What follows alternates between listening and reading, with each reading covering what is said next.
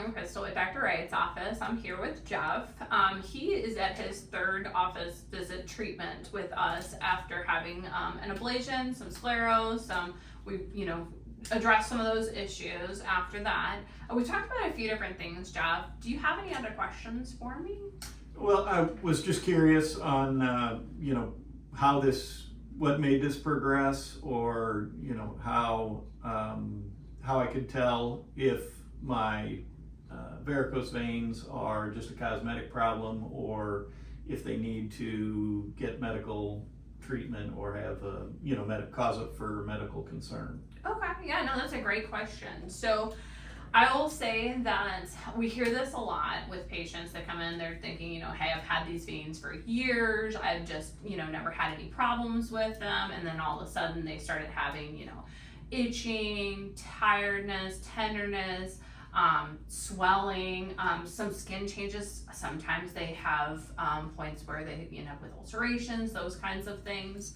And that's a great question to figure out, like, how do I know before I get to those points? Because as we talked about before, you have skin changes that we're never going to fully be able to recover from at this point. We'll improve them significantly.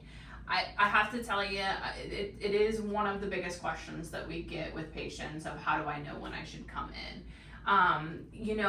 With you, as soon as you started seeing those bulging varices or some swelling or had some symptoms, I think that was an appropriate time for you to come in to us. So I don't think that you were wrong, but if you had come in a little bit sooner, we might have been able to make things a little more improved for you. But without treating them sooner, or without treating them and continuing on the path that you're going on, your skin changes would have gotten worse. Your ulcerations would have likely have started to occur, those kind of things. But what we oftentimes see are patients that end up with swelling at the end of the day, right? So you've been on your feet for a long period of time and your symptoms are worse at the end of the day. Now, people that are most at risk are people who are in careers where they are on their feet for long periods of time, standing or sitting for long periods of time. So, like hairdressers, nurses, warehouse workers, people that are like on those flat surfaces for long periods of time and don't have the opportunity to be able to sit down we have a lot of people from, I think, GM that come in for those sorts of things. Those are the people that are most at risk. Hereditary issues, which I think you told me that did you say your dad and your sister both have venous insufficiency? Right. They had these kind of things. So, out of your 3 siblings, your brother was the only one that was spared this. So, that is another very common contributing factor.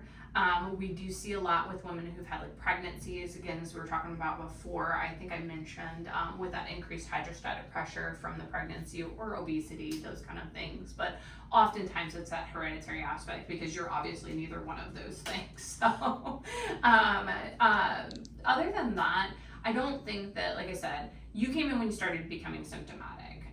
And those are huge things because with you, we did an evaluation. We found that you have an underlying issue with your saphenous vein.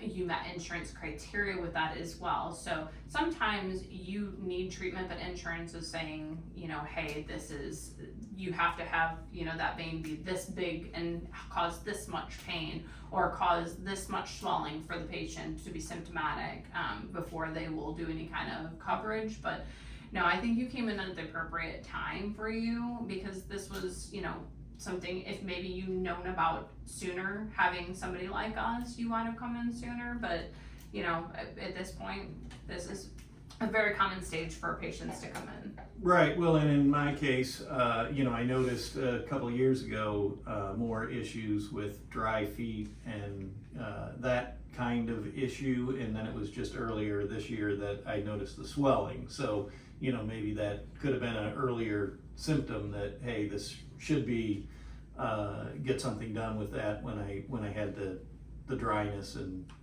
skin tone changing a couple of years ago. So Before that aspect though, did you notice those bulging veins that you had up your leg? Yeah, I mean, I had the varicose veins for, 20 years, and it wasn't, developing into anything, or, seemingly developing into anything. I guess it's always been progressing, and it's just taken that time to get to where it is. Which is actually something that's interesting, because some people it can take, for your case, 20 years, and some people, they can start to see symptoms much sooner than that. But those skin changes, once you've kind of gotten to that point, unfortunately, we're not going to be able to recover fully from that. However, we're going to get you improved significantly. So. Yeah. Okay. All right.